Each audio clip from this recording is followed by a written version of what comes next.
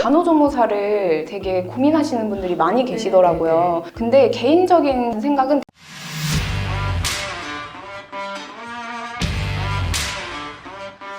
안녕하세요. 병원 언니 정지훈입니다. 강소리 실장님 기억하시나요? 지난번 영상에서 실장님의 스토리가 쭉 소개가 되었는데 오늘은 병원 코디, 간호조무사 또 지금 실장님으로 근무하고 계시니까 이 모든 직업에 대해서 경험이 있으신 분께 직접 코디와 그리고 조무사의 장단점을 한번 들어보고 싶어요.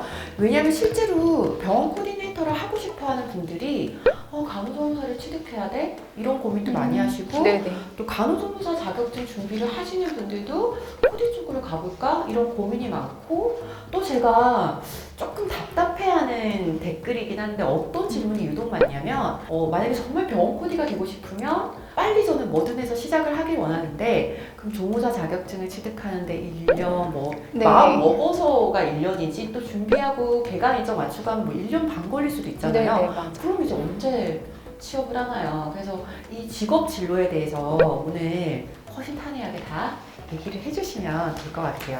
간호조무사 자격증 이게 보통 일이 아닐 텐데 취득 어떠셨어요? 공부하는 과정은 그 수강생분들이랑 잘 이제 좀 이렇게 으쌰으쌰해서 그렇게 크게 어렵진 않았는데 그래도 가장 힘들었던 거는 실습이 아니었나 싶기는 해요. 왜냐하면 그 실습 시간이 너무너무 길고 이제 조금 속된 말로 말씀을 드리자면 어쨌든 저희는 급여를 받고 일을 하는 게 아니라 실습을 하는 거기 때문에 정말 일하는 것처럼 실습을 했었거든요. 네. 근데 그러는 과정에서 좀 지치거나 힘들 때 좀 쉬고 싶을 때도 쉬지 못하고 계속 실습을 똑같이 해야 되고 있으신 분들하고도 잘 지내야 되고 했던 게 조금 힘들었던 것 같아요. 이게 학원을 거의 1년 정도 다녀야 하나요? 네네, 그 정도 다녀야 하는데 이제 하면서 많은 공부들도 해야 하지만 조금 더 압박이 되는 거는 시험에 떨어지면은 또다시 그 과정을 걸어야 된다는 그런 생각에 맞아요. 압박감이 엄청 났던 것 같아요. 네. 그래서 정말 공부도 열심히 하고 하는데 그 과정은 저는 다시 하라고 하면은 차라리 그때부터 코디를 하지 않았을까라는 생각을 해요. 이 저희 막 그 보건의료직 분들도 많이 출연해 주시고 또 이게 의료기사 아니면은 뭐 면허 또는 이런 국가 자격증 준비에 엄청난 시간과 이 노력이 소요되는데 이거 진짜 힘든 거예요. 제가 평생 교육사 따는데도 그렇게 힘들었는데 조무사는 보통 일이 아닐 것 같아요. 실습은 몇 시간 하신 거예요?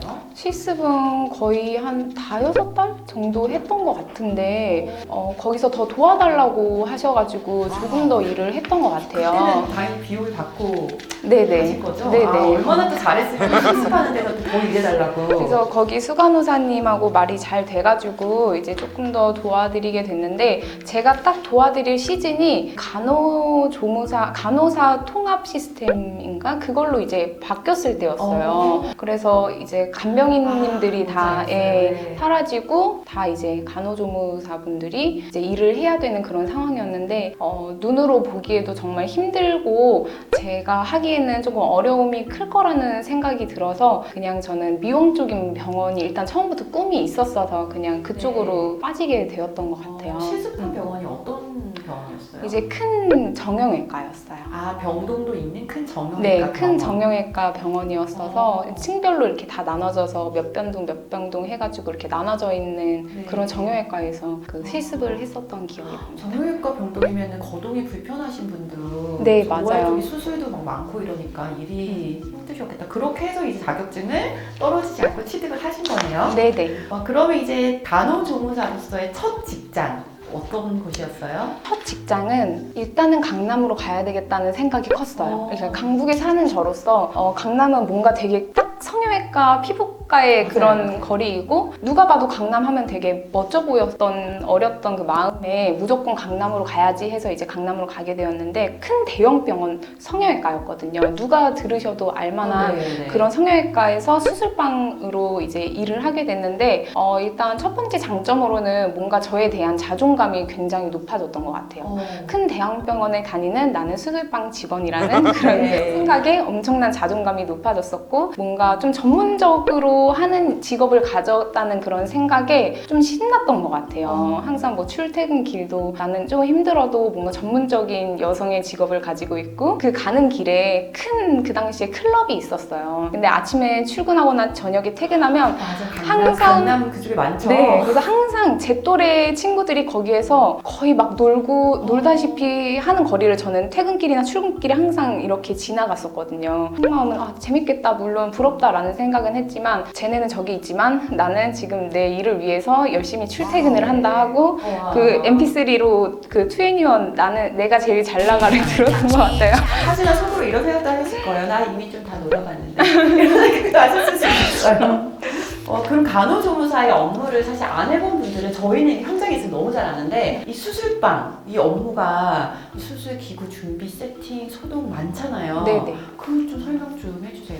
일단은 수술방에서 성형 수술에 따라서 세팅하는 방법이 너무너무 다르기 때문에 일단 그거를 숙지를 해야 되고 뭐 예를 들어 눈이나 코 수술을 같이 할 경우에도 또 같이 세팅하는 게 또 다르고 절개 매몰에 따라서도 다르고 네, 그거에 따라서도 또 다르고 또 소독도 해야 되고 또 멸균도 해야 되고 수술방도 다 치워야 되고 하는 네, 수술력 다 닦고 네, 일들이 코 싸서 다 소독해야 네네 다 소독해야 되고 재고도 이제 파악을 해야 되고 약물도 파악을 해야 되고 하는 일들이 어떻게 보면은 이제 서비스직이라기보다는 되게 몸으로 하는 일이 더 많은 거기 때문에 몸적으로 되게 힘든 부분이 있었던 것 같아요. 아무래도 대형 성형외과였기 때문에 조금 버거운 것도 있었지만 그래도 하다 보면은 되게 전문성이 강해지는 것 같아서 되게 좋더라고요. 그것도 막 가면서 원장님과 손발을 맞춰 나가는 어시스트 할 때 네네. 뭐 안면윤곽 이런 큰 수술 다 같이 어시스트 하신 거예요?